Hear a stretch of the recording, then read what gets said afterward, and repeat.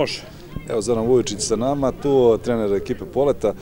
Čini se da je pobjeda borca, možemo reći, zaslužena, ali onako utisak sa strane i previsok rezultatom. Ostaje, čini mi se, žal što Polet se nije barem upisali u listu strelaca. Pa baš tako, mi šansu Polet 1, borac 1, mi šansu borac 2-0. Mislim, ovog trenutka borac Sinov kvalitetniji i bolji tim od nas, to nema diskusije.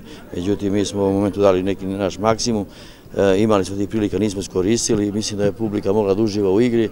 Kao što su rekli, ovo je previsok rezultat, barem smo mogli mi da barem 2 puta da pogodimo njihovu mrežu i želim borcu u nastavku prvenstva da se izbori i da uđe u viši rang takmičenja.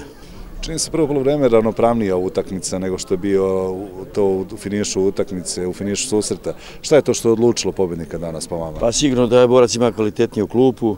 Mi imamo malo tih problema što se tiče igre, nije ni blizu igra kakva je bila jesenas i samo nekim radom i većom željom možemo da dostignemo nivo od prošle polusezone. Tako da Polet ne daje ni blizu igre kakve su bile prošle polusezone i mislim da za kolo 2 da će Polet biti onaj pravi i da će ponovo gaziti sve redom u ovoj ligi. Hvala puno i puno sreće nastavku sezone. Hvala puno. Hvala.